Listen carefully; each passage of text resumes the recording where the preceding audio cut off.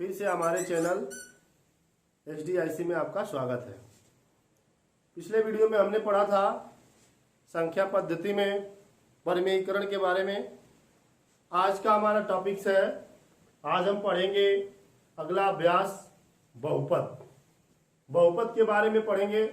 इससे पहले आप बहुपद के बारे में भी जानते होंगे।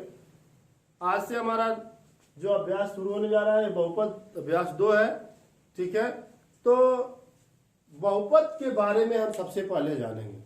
बहुपद है क्या, क्या होता है, ठीक है ना। तो एक साधारण भाषा में अगर कहें तो कोई फलन x या fx जो भी आप लिखना चाहें, a1x plus a2x plus a3x dash dash an xn ये बहुपद है यदि a1 a2 a3 is not is equal to 0। कहने का मतलब यह है कि a1 a2 a3 जो इसमें चर राशि दी हुई है, यह क्या है, एक वास्तविक संख्या को दर्शाती है। और ये जो x के साथ गुणा किया हुआ है, ये एक वास्तविक संख्या को दर्शा रहा है। अगर इसी का मान 0 हो जाएगा तो बहुपद नहीं होगा, ठीक है ना। तो इसलिए a1 a2 x या an जो भी है, इसका मान 0 से हमेशा बड़ा होना चाहिए, 0 के बराबर नहीं होना चाहिए। तो ये तो बहुपद हो गया, ठीक है ना। अब इसी में आपका टॉपिक एक और है, बहुपद में ही जानेंगे। तो इस टॉपिक में हम लोग ये जानेंगे, ये जानना बहुत इंपॉर्टेंट है हमारे लिए, चर और अचर के बारे में। पिछली कक्षाओं में भी हम आपको बताए हैं चर के बारे में, इनके परिभाषा के बारे में, चर राशि के बारे में बता रहे हैं। सबसे पहले जानिए ऐसी राशियां जिनका मान विभिन्न परिस्थितियों में बदलता रहता है, ठीक है। अब विभिन्न परिस्थितियों का मतलब कहीं भी आप किताब में पढ़े होंगे तो कहीं x का मान 2 आता है, कहीं x का मान 4 आता है, कहीं x का मान 5 आता है, कभी a बराबर 6 आता है, कभी m बराबर 3 आता है। अर्थात ये जितने भी सिंबॉलिक अक्षर हम लिखते हैं x y z a b c, कभी कभी ये सब चीजें भी लिखी जाती हैं तो विज्ञान में होती हैं, लेकिन इसमें हम लोग पढ़ते हैं a to z जितने भी अक्षर लिखे जाते हैं, ये सारी जो राशियां होती है ना, ये चर राशियां कहलाती हैं, ठीक है ना, जिनको हम इंग्लिश में वेरिएबल बोलते हैं, ठीक है। अगला हमारा है अचर राशि। अचर राशि किसे कहते हैं? ऐसी राशियां जिनका मान किसी भी परिस्थिति में बदलता नहीं। किसी भी परिस्थिति में बदलने का मतलब यह है कि अगर यहां हमने 1 लिख दिया, 2 लिख दिया, 3 लिख दिया, 4 लिख दिया, तो इसका वैल्यू हर जगह वही दिखता है। 1 का वैल्यू हर जगह, अगर हमने यहां लिखा तो ये 1 ही है, यहां हमने 3 लिखा तो ये 3 ही है। तो कहने का मतलब ये है कि जितने भी न्यूमेरिकल होते हैं वो सारे जो होते हैं ना अचर कहलाते हैं, ठीक है। ये तो हो गया चर और अचर के बारे में। अब हम लोग पढ़ेंगे बहुपद के प्रकार, ठीक है। बहुपदों के प्रकार में हम लोग पढ़ेंगे पदों की संख्या के आधार, ठीक है। चलिए देखते हैं यहां से बहुपद के प्रकार, ठीक है ना। 2 तरह का होता है, एक तो पदों की संख्या के आधार पर,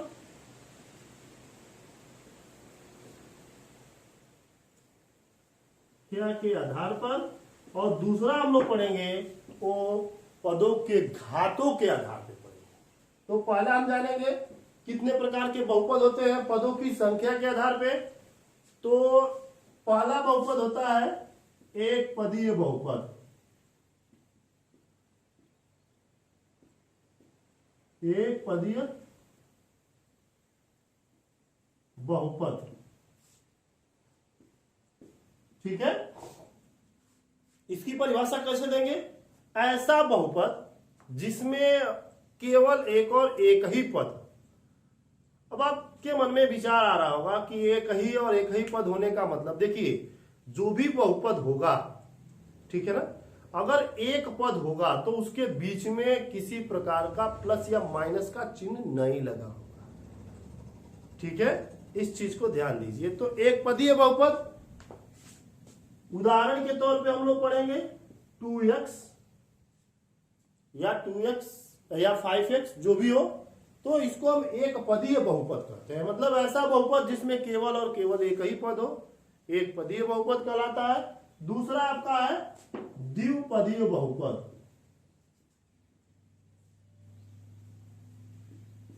ऐसा बहुपद जिसमें दो पद, द्विपदीय बहुपद कहलाता है। जैसे 2x + 3, ये आपका जो है द्विपदीय बहुपद कहलाएगा। ठीक है ना। तीसरा आपका त्रिपदीय बहुपद, ऐसा बहुपद जिसमें तीन पद होते हैं, त्रिपदीय बहुपद कहलाता है। जैसे 2x² + x + 3, ये त्रिपदीय बहुपद कहलाएगा। ठीक है ना। अब इसी को कभी कभी ये एक पदीय, द्विपदीय और त्रिपदीय बहुपद को इंग्लिश में बाइनोमियल, मोनोमियल और ट्राइमोनियल के नाम से जाना जाता है। ठीक है ना। लेकिन हम लोग हिंदी मीडियम में, तो हिंदी मीडियम की भाषा को समझेंगे कि एक पदीय बहुपद क्या होता है, द्विपदीय बहुपद क्या होता है। ठीक है, एक बार और परिभाषा सुन लीजिए। ऐसा बहुपद जिसमें केवल और केवल एक पद हो, एक पदीय बहुपद कहलाएगा। और ऐसा बहुपद जिसमें दो पद हो, द्विपदीय बहुपद कहलाएगा।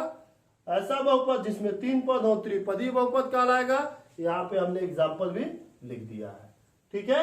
इसके बाद हम जानेंगे, पदों के आधार पे तो हो गया, अब इसके बाद हम जानेंगे घातों के आधार पे बहुपद के क्या प्रकार होते हैं। ठीक है ना, तो इसको जानेंगे। ठीक है,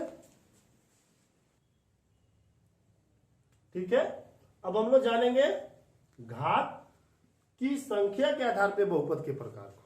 अभी तक हम लोग जाने हैं पदों की संख्या के आधार पे, अब हम जानेंगे घात की संख्या के आधार पर बहुपद के प्रकार को, जिसमें हमारा पहला है अचर बहुपद। अचर बहुपद की परिभाषा कैसे देंगे हम? ऐसा बहुपद जिसमें केवल अचर पद, ठीक है, अचर बहुपद कहलाता है। या ऐसे भी हो सकता है, उदाहरण के तौर पे कभी कभी x पे 0 घात होता है, तो एक चीज ध्यान रखिएगा, इसका भी मान एक ही होता है। ठीक है ना। तो ऐसा बहुपद जिसमें केवल अचर पद हो, अचर बहुपद कहलाएगा। ठीक है। जैसे 2/3, 2, ये सब जो होते हैं ना, अचर बहुपद कहलाते हैं। ठीक है। दूसरा हमारा रैखिक बहुपद है। ऐसा बहुपद जिसमें चर की अधिकतम घात एक हो। ठीक है ना। चर की अधिकतम घात क्या हो? एक हो, रैखिक बहुपद कहलाता है। जैसे उदाहरण के तौर पे अगर हम लेंगे इसमें, तो 3x या 5y या 6a, जो भी आपको लेना है, इसमें आप देख रहे हैं कि जो है इसमें ये जो हमने बहुपद लिखा है, इसमें चर की जो अधिकतम घात है वो क्या है? एक है। इस पे हम इंडिकेट नहीं करेंगे, वो ऑलरेडी इस पे इंडिकेटेड है। ठीक है ना। अगला आपका जो है वह द्विघाती बहुपद है। ठीक है ना। ये बहुत इंपॉर्टेंट है, क्योंकि आप जब अगली कक्षा में जाएंगे, कक्षा 10 में, तो इसका एक चैप्टर ही बन जाएगा, द्विघाती समीकरण। ठीक है ना। और इसमें हम इसका नाम दिए हैं क्या? द्विघाती बहुपद। तो द्विघाती बहुपद का परिभाषा कैसे देंगे? ऐसा बहुपद, ठीक है ना, ऐसा बहुपद जिसकी अधिकतम घात 2 हो, द्विघाती बहुपद कहलाता है। उदाहरण के तौर पे अगर हम देखें तो 2x² + 5x, ठीक है ना, +1, ये द्विघाती समीकरण हो गया। या आप इसको केवल ऐसे भी इंडिकेशन कर सकते हैं, 5y², ऐसे करके, मतलब 2 घात होना चाहिए। ठीक है ना। इसलिए इसको हम द्विघाती बहुपद कहते हैं। अगला आपका है त्रिघाती बहुपद। त्रिघाती बहुपद का मतलब है कि ऐसा बहुपद जिसमें चर की अधिकतम घात 3 हो, त्रिघाती बहुपद कहलाता है। ठीक है ना। उदाहरण के तौर पे अगर हम लेना चाहें तो 3x³ या 5y³, ये सब जो होते हैं ना, ये त्रिघाती बहुपद के, मतलब चर की अधिकतम घात जो है ना, वो 3 दिखनी चाहिए, त्रिघाती बहुपद कहलाएगा। इसके बाद और भी आता है चतुर्थ घाती बहुपद, जिसमें 4 घात होते हैं, चतुर्थ घाती बहुपद कहलाता है। इसके बाद आपका n घाती बहुपद जो आपके सिलेबस से अलग है वो भी आता है। ठीक है, इसके बाद आपका जो है एक शून्य बहुपद भी आता है जो हमने यहां लिखा है, शून्य बहुपद। शून्य बहुपद का मतलब ये होता है कि ऐसा बहुपद जिसमें चर राशि का गुणांक जो है वो शून्य हो।